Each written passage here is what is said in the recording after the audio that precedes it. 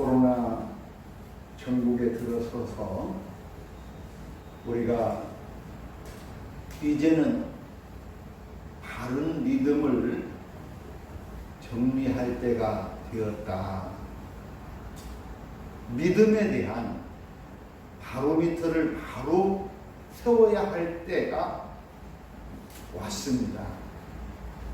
그동안 거짓되고 가짜 복음이 판을 치는 이 세상에서 정말 신앙의 기준이 무엇인가를 바로 알아야 하는 그런 시기가 왔다.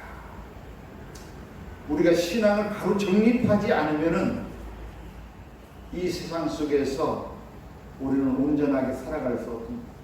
우리 신앙을 바로 정립해서 그래야 이 혼돈된 세상에서 우리의 믿음으로 우리가 승리하는 삶을 살아갈 수 있게 되는 것입니다. 저는 오늘 이 말씀을 통해서 우리의 신앙을 바로 정립하는 그런 계기가 되었으면 하는 바람으로 오늘 말씀을 드립니다. 오늘 본문에 있는 사도 요한은 18절 말씀에 이렇게 말합니다. 자녀들아, 우리가 말과 혀로만 사랑하지 말고 행함과 진실함으로 하자. 얼마나 오늘 이 시대 우리의 그 앞길을 밝혀주는 귀한 생명의 말씀인지 모릅니다. 우리는 가끔 그런 전화를 받습니다. 아주 친절하고 그러면서도 또 한편으로는 아주 불쾌하고 그런 불필요한 전화를 받는 경우가 종종 있습니다. 그것은 이제 이 사업하는 사람들이 누구에게든지 무작위로 전화를 합니다. 고객님 안녕하세요, 사랑합니다 하고 전화를 합니다. 그리고 전화를 받는 입장에서 참 고객님에 대해서 안부를 묻고 사랑을 전하는 말, 참 어떻게 보면은 좋은 말이죠. 그런데 또 이것을 뒤집어서 생각하면은 과연 그 사람의 이 말에 대한 진정성이 있는가 하고 생각을 해보게 되는 겁니다. 그냥 말로만 고객님 사랑합니다, 안녕하셨습니까, 무슨 불편함이 없습니까 하고 전화를 하지만 그것은 다만 오늘 말씀처럼 말과 혀로만 하는 것이죠. 그 안에는 어떤 진정성이라고는 하나도 없죠. 이렇게 말로서 좋은 말로 그 사람을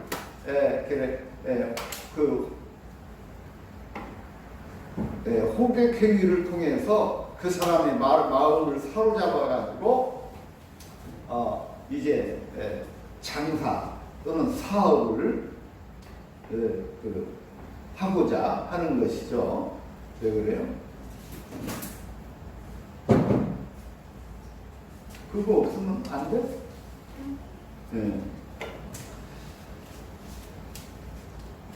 좋은 말이지만, 다시 말합니다. 고객님 사랑해요 하는 말이 좋은 말이지만 다 좋은 것은 아니라는 거예요. 자, 오늘 우리가 복음을 전하는 데 있어서도 마찬가지입니다. 하나님이 당신을 사랑합니다 하고 복음을 전합니다. 그런데 하나님께서 당신을 사랑하십니다라고 말을 하지만은 실상 그 안에는 어떻게 보면 진정성도 없고 마음이 들어있지도 않고 그냥 흘려보내는 말장난에 불과한 때가 많이 있다는 것입니다.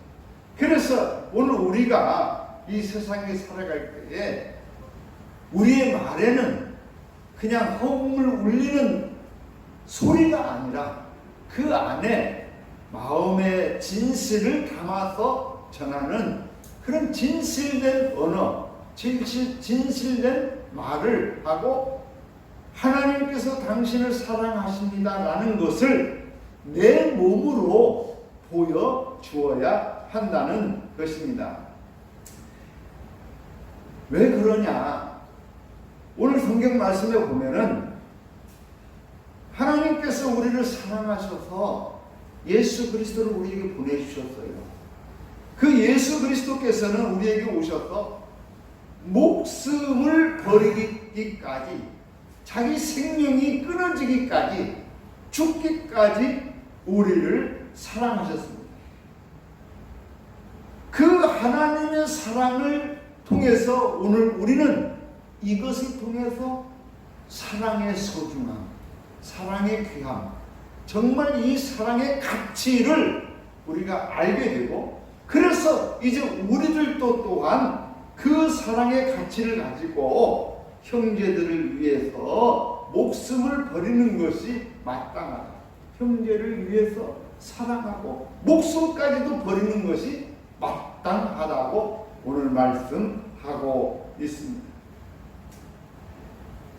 오늘 이처럼 하나님의 사랑을 받아서 그 사랑을 통해서 우리가 서로 사랑하고 목숨을 버리는 그런 귀하고 아름다운 사랑을 해야 하는데, 그런데 오늘 말씀처럼 2000년 전이나 지금이나 여전히 똑같이 말과 혀로만 사랑하는 사람들이 있다는 것입니다. 말로만 사랑합니다. 형제님 이상 없습니까? 뭐 필요한 거 없습니까? 말로는 하지만 그 안에는 진정성이 없다는 거예요.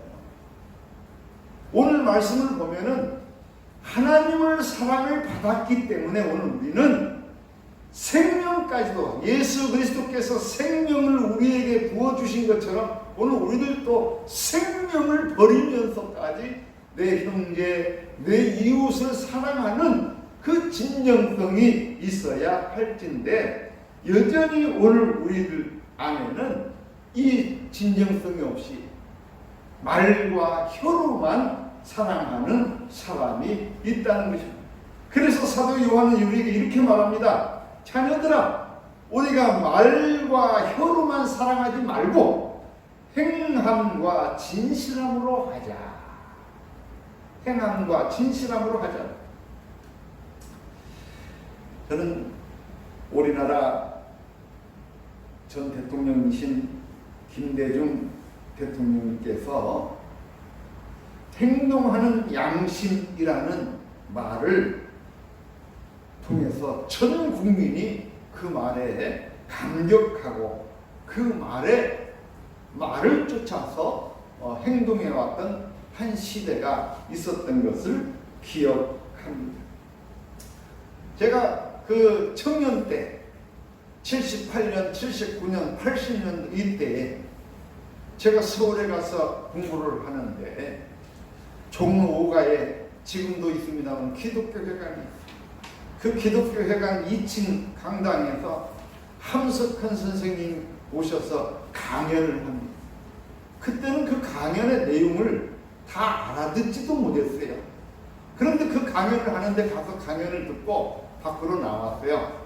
끝나서 이제 밖에 나왔는데 갑자기 양쪽 옆에서 형사 두 사람이 나를 딱 붙잡는 거야. 그래가지고 종로가 경찰서 파출소에 잡혀갔어요.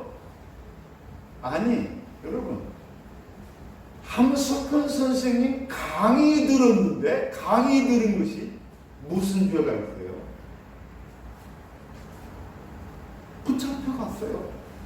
그래서 우리 친구들이 나를 찾다가 경찰서까지 왔어요. 와가지고 나를 구하려고 그렇게 했는데, 아무튼 경찰서 파출소 그 구치소에서 밤 12시가 넘게 붙들려 있다가 나왔던 그런 기억이 있어요. 이 말은 우리나라가 그런 이 폭군 정치 시대에, 폭압의 정치 시대에 한석근 선생 강의 들었다고 그것 갖고 잡아가는 그런 시대에, 이 나라가 독재로 그 가득 찬 그런 시대에 사람들이 행동하지 않아. 여러분, 80년도 때에 제가 그 서울역에서 종로로 해서 광화문으로 해서 그 최루탄을 맞아가면서 데모를 합니다. 데모를 하는데요, 얼마나 많은 사람이 모였는지 몰라요. 그때로는 이게 추산이 안 되는 숫자예요. 그런데 여러분들도 기억하시겠지만 그 백골단, 이름 자체가 백골단, 무시무시한 이름이에요. 걔네들은 인정사정 없이 두들겨 패는 애들이에요. 그러니까 대학생들이 나와서 데모를 하다가 백골단이 이제 막 체류탄 던지고 와서 그냥 학생들, 이 곤봉이요 한 번 맞으면 머리가 터지는 거예요. 피가 철철 터지면서 도망가는데, 그때 그 종로 그 양쪽에 그 거리에 가게들이 체류탄 터지니까 다 문 닫잖아요. 그런데 이때에는 그야말로 서울의 봄, 이 학생들이 데모하는데 그 주민들이, 이제 시민들이 나서서 그 사람들을, 학생들을 보호하는 거예요. 얼른 잡아다가 집안에다 넣는, 문을 닫아버리는, 백골단이 못 잡아가고. 그렇게 시민들이 행동으로 자유민주주의를 위해서 그 행동으로 옮겨갈 때에 그것이 끝내는 이 독재 정부를 물리치고 민주화를 이루게 만들었던 것이죠. 여러분, 나는 요즘 좀 장난 우스운 것이, 체류탄 가스 한 번도 안 마셔본 사람들이 요즘 하고 민주주의를 얘기하고 뭔 얘기를 하는데, 민주주의는 정말 독재 시대 때에 그 체류탄 가스 맞으면서 머리통이 터져가면서 싸워서 그렇게 해서 민주주의가 쟁취된 거예요. 저절로 오는 게 아니다. 그래서 혹자는 말합니다. 민주주의는 뭘 먹고 살았다? 피를 먹고 산다는 거예요. 민주주의는 피를 먹고 자라고 피를 먹고 산다는 거예요. 그 많은 피가 종로 바닥에, 전주 바닥에 그 많은 피를 흘려서 민주주의를 오늘 우리가 쟁취하게 된 것입니다. 이것은 뭡니까? 행동하지 않은 양심은 죽은 양심이라는 거예요. 오늘 성경에서 말하는 것처럼 말과 혀로만 하지 말고 행동으로 하라는 게, 행동으로. 독일의 마틴 니물리라는 시인이 이런 시를 썼어요. 나는 침묵했다. 나치가 공산주의자를 잡으러 왔다. 나는 침묵하고 있었다. 나는 공산주의자가 아니었다. 그들은 또 사회주의자를 잡으러 왔다. 나는 침묵하고 있었다. 나는 사회주의자가 아니었다. 그 뒤에 그들은 노동조합원을 잡으러 왔다. 나는 그때도 침묵을 했다. 나는 노동조합원이 아니었기 때문이다. 그 뒤에 그들은 유대인을 잡으러 왔다. 나는 침묵했다. 나는 유대인이 아니었다. 그들이 나를 잡으러 왔다. 나를 살려줄 사람은 아무도 남지 않았다. 이것이 행동하는 양심이 죽어버린 사회의 모습입니다. 내 옆에서 누가 잡혀가고 끌려가고 600만 유대인이 죽어갈 때에, 그때에 말하지 않고 저항하지 않고 그거 침묵으로 지킨 그것이 결국은 자기 자신을 올가매고 잡아갈 때에는 또 그 누구도 나를 도와줄 사람이 없었다는 것입니다. 오늘 성경은 말합니다. 너희가 말과 행실, 혀로, 그 입술로만 살아가지 말고 행동으로 하라는 거예요. 행동으로. 어느 시골교회에서 요즘같이 태풍이 왔어요. 그래가지고 비가 엄청 와가지고 이제 난리가 났어. 그런 상황에서 마을 이장이 이제 방송을 하려고 하는데, 그때는 이 마을에 앰프도 없어요. 스피커가 없던 시대예요. 근데 이 앰프하고 스피커가 어디에 있냐면은 교회에 있어요. 교회. 그러니까 그 교회에 가가지고 이장이 사정을 하는 거예요. 빨리 재난방송 할 수 있게끔 도와달라고. 그때의 그 목사님은 안 됩니다. 이런지야 거절했어요. 왜? 하나님 앞에 예배드리는데 쓰는 이 마이크, 이 앰프를 세상 방송하는 일에 쓸 수가 없다는 거예요. 그래서 이런지하에 거절을 했습니다. 그러자 이 이장이 너무 이제 화가 나가지고, 그리고 이제 집으로 돌아왔어요. 너무 화가 머리끝까지 났죠. 그러니까 당장 이제 그 이장 부인, 교회 권사님, 당신 교회 가지 마. 교회 가면 끝장날 줄 알아. 그런데 시골 마을에 다 보면은 삼촌, 사촌 다 사돈지간이에요. 연결이 다 돼 있어요. 그러니까 이 시골 마을에, 이 마을의 그 재난에 대해서 방송조차도 허용하지 않는 이 시골교회 가면 안 된다 해가지고 온 마을에 한 사람도 교회 가는 사람이 없었어요. 결국은 이 목사님이 쫓겨났어요. 왜? 교인이 없어. 그 목사님 보따리 싸고 나왔습니다. 그러고 나서 그 후임으로 다른 목사님이 갔는데 교인이 하나도 없어. 그래서 이 목사님이 공연시책으로 생각한 것이 뭐냐면 국어를 했어요. 누구한테? 이웃 교회들, 서울에 있는 교회들, 큰 교회들한테 국어를 해가지고, 그때 당시에는 봉고차가 없었어요. 지금처럼 차가 있을 때가 아니에요. 봉고차를 한 대를 중고를 샀어요. 그래서 그 차를 사가지고 시골 마을에 사람들이 장을 보러 가잖아요. 장을 보러 가려면 차가 있어야 되는데 버스가 하루에 2대 다녀요. 그 시간 못 맞으면 못 가. 이 양반이 그 차를 중고차 사가지고 마을 사람들한테 장에 실어다 주고 일 있으면 손발이 되어지는 거예요. 그러니까 이 시골 양반들이 이 목사님 사람이 괜찮네 인정을 하기 시작했어요. 그렇게 해서 한 해, 2해 지나니까 이 목사님 인정을 받고 마을에서는 이제 이 교회가 없으면 우리는 살 수가 없어요 하는 인식이 오게 된 거예요. 자, 우리 교회가요, 교회만큼 사랑을 부르짖는 데가 어디 있어요?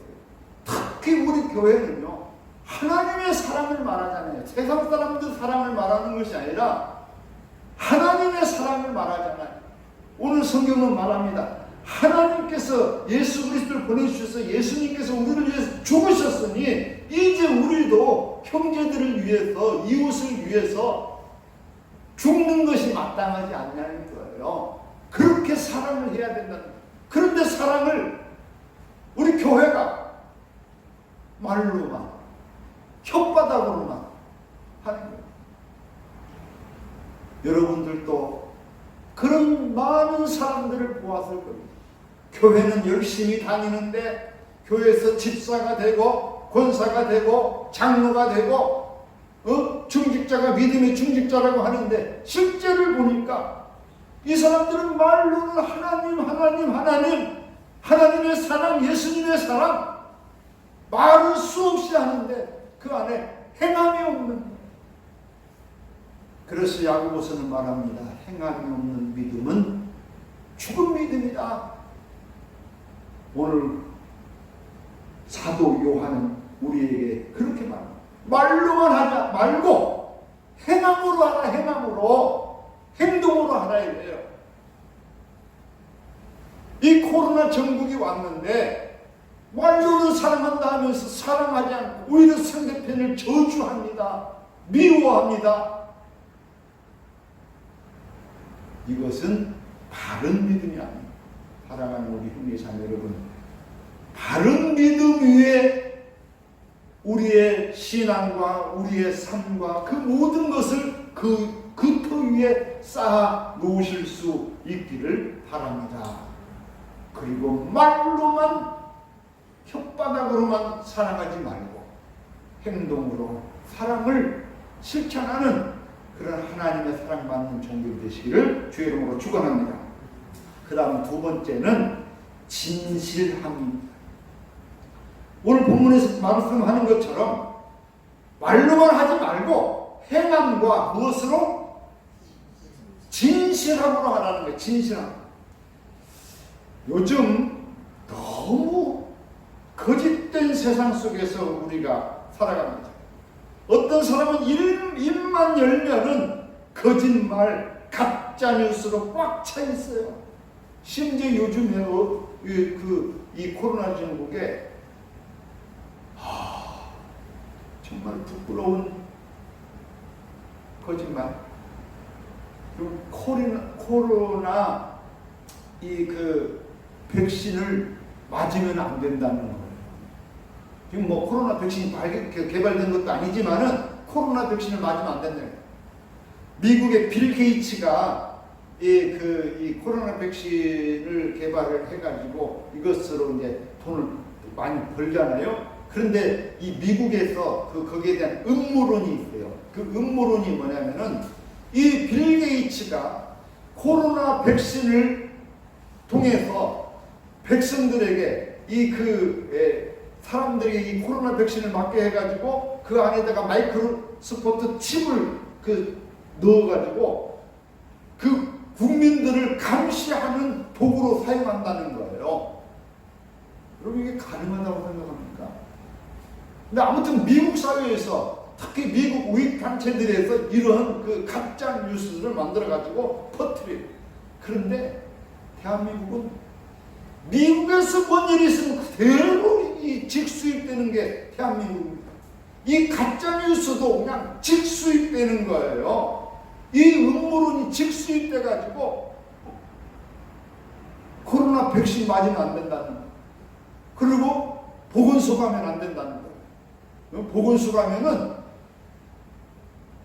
코로나 걸리지 않아서도 확진자 판정난다는 거예요. 일반 병원에서 확진자가 아닌데 보건소 가면 확진자가 된다는 거예요. 이런 그 가짜 뉴스들을 퍼뜨리고 심지어 문재인 대통령이 이 코로나19를 이용해서 정권을 연장하려고 한다. 이렇게 말을 합니다. 정광훈 목사 보세요. 정광훈 목사 이렇게 말합니다. 코로나 테러를 당했다는 거예요. 무슨 테러? 누가 테러해? 북한에서 와가지고 우리 사랑제일교회에다 코로나를 투척해가지고 우리가 지금 이 모양이 됐다. 문재인 정부가 사주해가지고 이렇게 됐다. 와, 참 어마어마한 이 가짜 뉴스, 이 거짓말. 그런데요, 우리 예수님의 말씀을 제가 좀 몇 군데 읽어드릴게요. 누가복음부터. 누가복음 23장 이렇게 말합니다. 내가 진실로 내게 이르노니 오늘 내가 나와 함께 낙원에 있으리라. 진실로 내가 이르노니 오늘 우리 아는 것을 말하고 본 것을 증거하노라. 그러나 너희가 우리 증거를 받지 아니하는도다. 그러므로 예수께서 이르시되 내가 진실로 너에게 이르노니 내 아들이 아버지께서 하시는 일을 보지 않고는 아무것도 스스로 할 수 없나니. 그런가 하면 이렇게 말합니다. 내가 진실로 너에게 이르노니 내 말을 듣고 또 나를 보내신 이를 믿는 자는 영생을 얻었고 심판에 이르지 아니하나니. 예수님의 화법에 굉장히 중요한 단어가 진실로라는 말이에요. 진실로.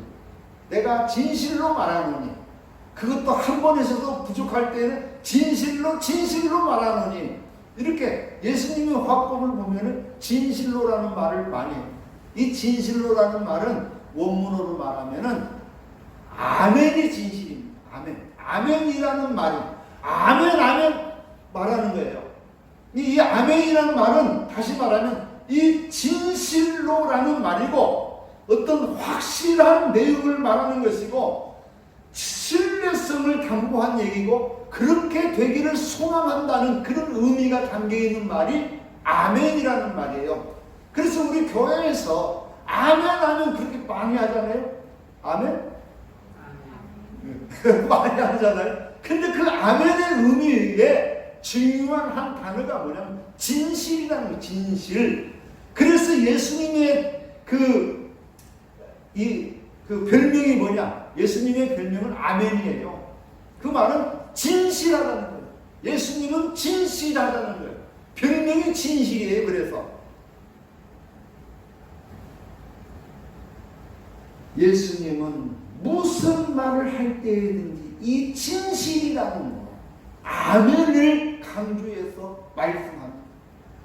다시 말하면 오늘 우리 그리스도인의 정체성, 우리 그리스도인의 생명도 뭐예요? 예수님께서 진실이 별명인 것처럼 오늘 우리들의 생명도, 오늘 우리의 정체성도 진실이 그 본질인 거예요. 예수 믿는다 하면서 이처럼 거짓말이나 했었고 음모로 인하 됐었고, 이것은 그리스도인의 본질이 아니에요. 그 사람들은 성경을 쭉 보면은 마귀에 속한 자예요. 악한 영에 사로잡힌 자예요. 기독교인의 정체성은 뭐예요? 기독교인은 예수님께서 진실하신 것처럼 오늘 우리들도 진실하게 살아가야 한다는 것입니다. 특별히 이 코로나19 시대에 오늘 우리는 이제 진짜와 가짜를 구별할 줄 알아야 됩니다. 구별해야 됩니다. 이 진짜와 가짜를 구별하지 못하면 이 코로나 시대를 살아갈 수 없어요.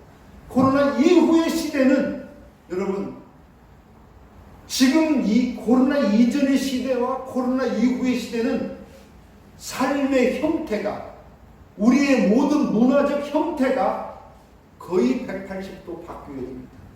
지금 오늘 우리가 드리는 이 예배처럼 그동안에는 코로나 이전의 시대는 우리가 집합해서 예배를 드렸다면 코로나 이후의 시대는 아마 우리 예배당도 소용이 없는 그런 시대가 될 것입니다. 왜? 우리의 삶의 양식이 바뀌어지는 거예요. 그러면은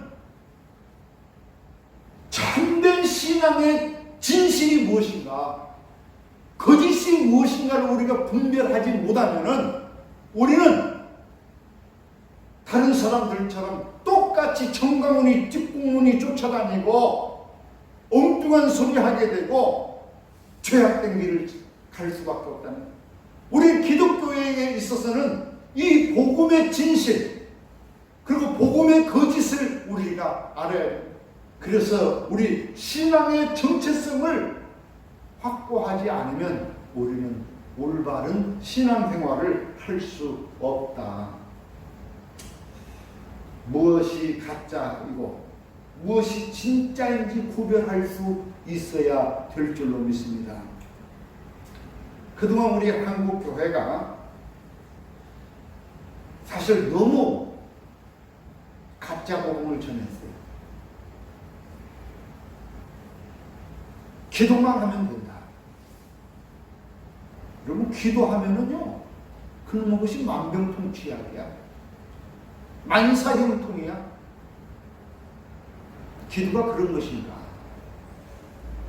11조만 하면 된다. 돈 벌려면, 부자 되려면 11조 하면 된다. 우리가 살려면 예배만 잘 드리면 된다. 그래서 요즘 공예배를 절대로 생명을 걸고 포기할 수 없다는 그런 사람들이 있잖아요. 그런데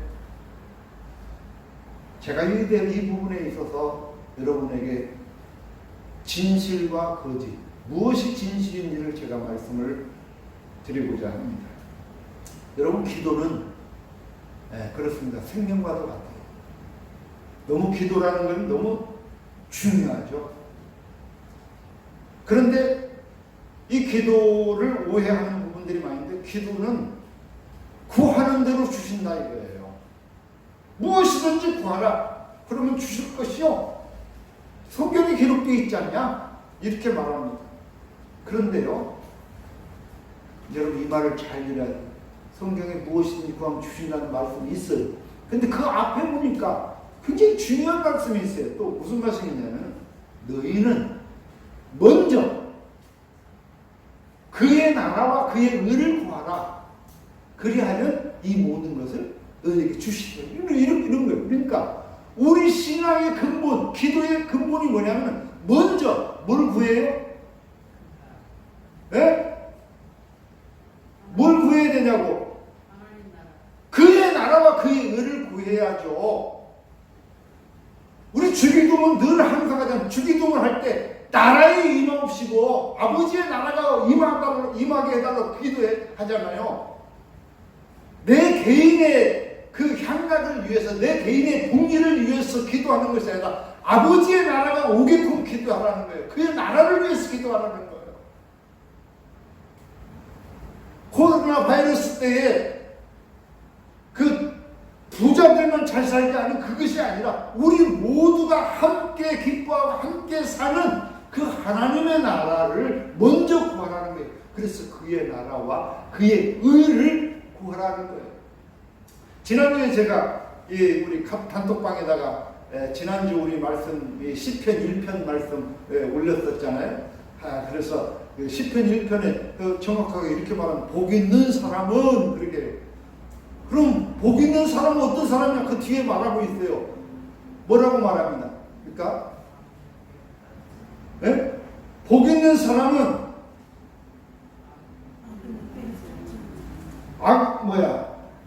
악인의 꾀를 따르지 아니하고, 또 그 다음에 뭐예요?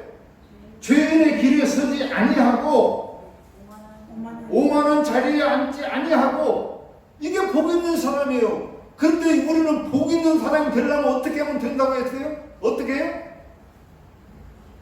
11조만 잘하면 복 다 받아. 왜? 기도만 열심히 하면 만사형통이야. 예배만 잘 드리면 그냥 다 되는. 이거 가짜 복음이에요. 죄송하지만 이거 가짜 복음이에요. 복 있는 사람은요, 다시 말하면 시편 기자가 말하는 것처럼 죄인의 길에 서지 않는 거예요. 악한 사람들하고 같이 동무하지 않는 거예요. 어떻게 하려고? 그래가지고 떼돈 벌으려고 그런 악한 짓을 하지 않는 거예요. 그런 사람이 복을 받는다. 그런 사람이 복이 있다. 이런 말이에요. 예수님께서 동일한 말씀으로 말합니다. 예수님께서도 마태복음 5장에 보면은 5장 3절부터 쭉 보면은 이렇게 말합니다. 여러분 마태복음 5장 한번 보세요. 5장 3절부터 보면, 자, 이게 이제 제목이 복 있는 사람입니다. 이게 팔복 또는 산상수훈, 상당보훈 이렇게 해가지고 이게 복이 관한 말씀이에요. 어떤 사람이 복이 있느냐? 입을 열어 가르쳐 이르시되 심령이 가난한 자는 복이 있나니. 어떤 사람이 복이 있어요? 심령이 가난한 사람이 복이 있대요. 그 다음에 또 어떤 사람이 복이 있어요? 애통하는 사람이 복이 있대요. 우리는 복이라는 것을 엉뚱한 데서 구하려고 하는데, 여러분 병들어서 지금 죽어가는 사람을 보고 침 뱉고 돌아서는 사람이 복이 있는 사람 같습니까? 그 사람과 함께 슬퍼하고 함께 위로하고 그 사람이 복이 있다는 거예요. 그 뒷도 보세요. 어떤 사람이 복이 있어요? 온유한 사람이 복이 있대요. 의에 저리고 목마른 자가 복이 있대요. 그 위를 여기는 자가 복이 있대요. 그런데 우리가 복 받기를 그렇게 소망하는데, 여러분 복을 어떻게 받습니까? 복 받을 짓을 해야지. 그게 다시 말하면 예수님 말씀처럼 심령이 가난합니다. 앞서 말씀드린 것처럼 죄인의 길에 서지 않는 거, 이게 복이에요. 그런데 요즘 이 코로나 전국의 이 예배 문제, 여러분들도 이 예배 문제에 굉장히 관심이 있죠.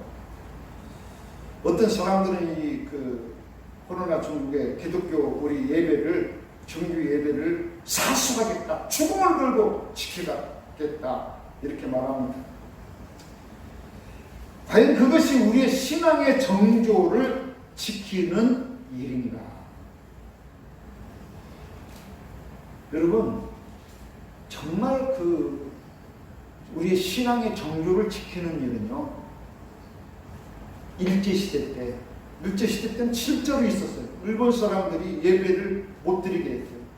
그리고 예배 드릴 때에 성경 본문을 써야 되는 거 있고 안 썼으면 안 되는 게 있어요. 특히 출애굽기 같은 경우는 못 쓰게 했어요.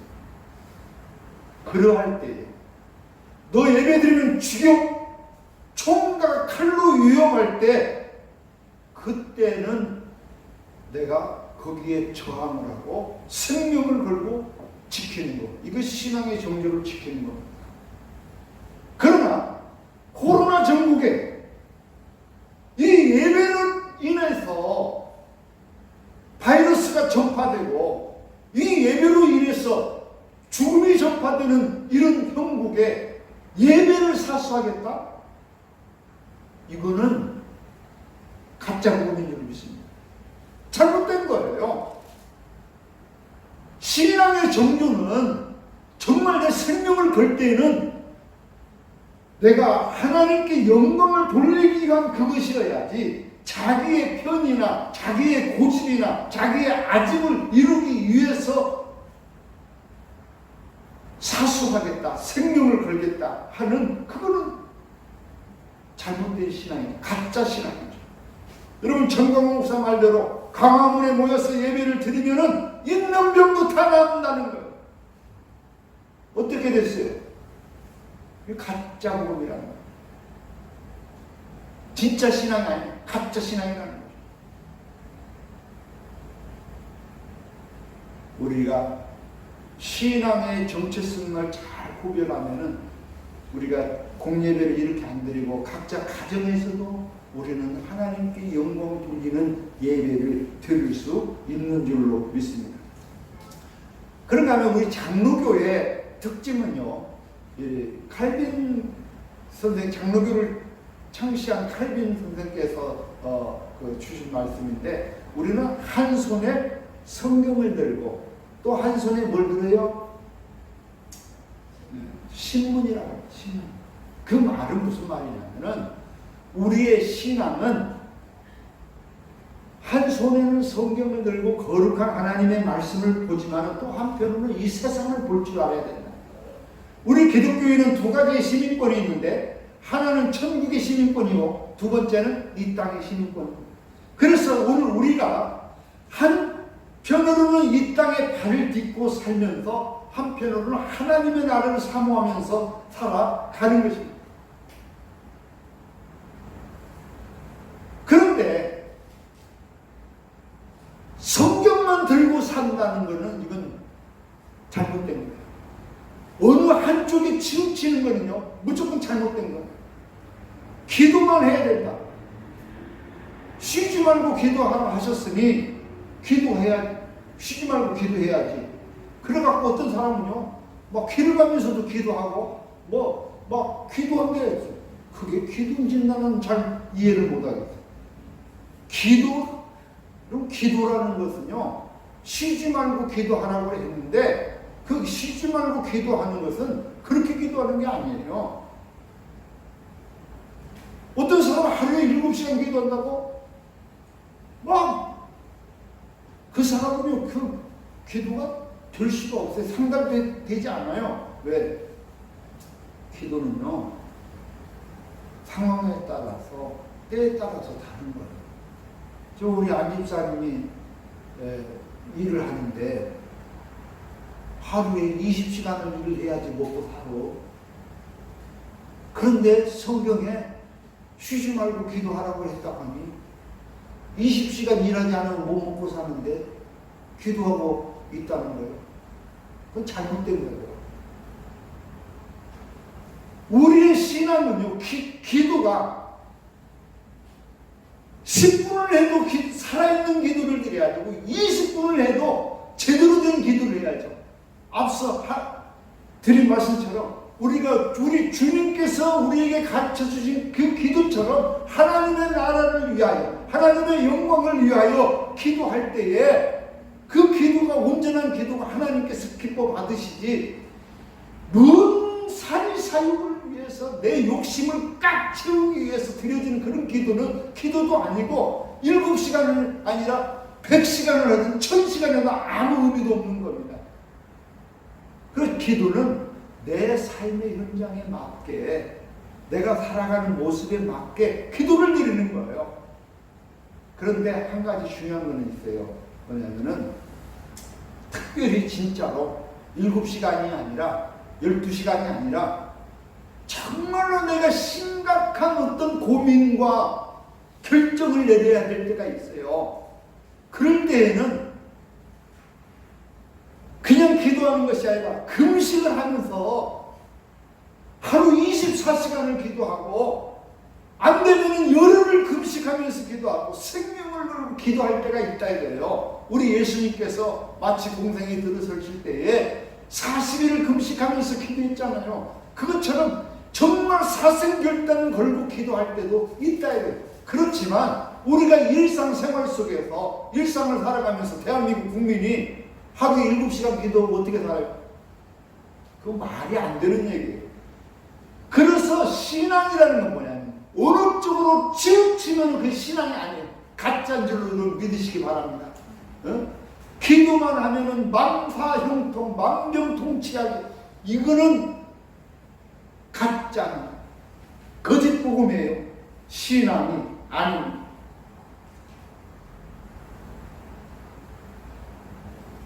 사람이 얼마나 좋아. 교회 와서 찬송이나 부르고 기도나 하고 예배나 드리고 그러고 평생 살 수 있다면 얼마나 좋겠어. 그러나 하나님께서 우리를 만드실 때부터 하나님의 창조의 섭리가 있는데 그 창조의 섭리, 이거는 거스를 수 없는 섭리. 너는 가서 땀을 파고 일하라는 거예요. 노동을 하라는 거예요. 일하지 않고 우리가 살 수 없는 거예요. 그런데 그 하나님의 창조의 섭리를 뛰어넘는 얘기는요, 거짓되고 사기복음입니다. 그래서 오늘 앞서도 말씀을 드린 것처럼 하나님이 세상을 사랑하셔서 독생자를 보내주셨어요. 그 독생자를 보내주신 것처럼 그 예수님께서 우리를 위해 죽으신 것처럼 너도 내 이웃을 위해서 내 형제들을 위해서 목숨을 바치라는, 죽으라는 거예요. 이것이 바른 신앙이고 바른 믿음인 것입니다. 그래서 성경은요, 여러분 정말 중요한 것입니다. 성경이 어떻게 말하냐면 그 어려운 시대에도 말합니다. 로마서 14장 18절 말씀, 그리스도를 섬기는 자는 하나님을 기쁘시게 하며 사람에게도 칭찬을 받느니라, 이렇게 말합니다. 뭐라고요? 하나님을 기쁘시게 하고 그 다음에 또 어떻게? 사람에게도 칭찬을 받아야 되는 거예요. 날마다 360을 기도하면서 정광훈이 그 사기꾼 청교도 한다고 그렇게 기도하라고 하면서 지금 그게 바른 신앙이겠습니까? 하나님을 기쁘시게 하면서 사람들에게도 칭찬을 받는 그 신앙이 참된 신앙이고 그 믿음이 온전한 믿음이고 그런 믿음을 가진 사람을 하나님 기뻐하시는 줄로 믿습니다. 그래서 하나님은 그런 사람을 통해서 일을 하시고 그런 사람을 통해서 역사하는 거예요. 사랑하는 우리 성도 여러분, 이 코로나 전국 참으로 두렵습니다. 이것이 언제까지 갈까? 참으로 두려워요. 어떻게 보면 우리 갈릴리 교회도 이 코로나 정부가 앞에서 속수무책이에요. 오늘 구청 직원 왔다 갔잖아요. 근데 다행히 우리가 원래 식구들이 많지 않아서 다행입니다만은, 예? 이것이 확장된다고 생각해요. 우리는 이제 각자 흩어져서 가정 예배를 드리고 가정에서 기도하고 가정에서 우리의 신앙을 지켜가는 그 길을 찾아야 할 것입니다. 그래서 오늘 우리는 어느 신앙에 어디에 치우쳐서 그것이 아무리 좋은 것도 치우치면 잘못된 거예요. 무슨 말인지 이해가죠? 아무리 좋은 말도 치우치면 잘못된 거예요. 사람은 균형이 잡혀야 되고 우리의 신앙도 균형이 잡혀야 돼요. 그래서 말과 생각으로 혀로만 사랑하지 말고 우리의 행동으로 진실함으로 하나님 앞에 다가서실 수 있기를 바랍니다. 그래서 그런 사람들을 통해서 하나님께서 비록 예배당은 문을 닫을지 몰라도 우리 각자의 마음에 심어진 그 신앙이 살아서 역사해서 우리의 가정을 통해서 이 세상 땅끝까지 주의 복음이 전파되는 역사가 나타나기를 주의 이름으로 축원합니다. 기도합니다. 사랑의 하나님 감사합니다. 오늘 주일 주님 앞에 나와 이처럼 예배를 드립니다. 우리에게 신앙의 바로미터를 바로 깨닫는 그 믿음을 주시고 좌로나 우로나 치우치지 않는 온전한 믿음을 통하여 아버지께 영광 돌리게 하여 주옵소서. 예수님 이름으로 기도하옵나이다.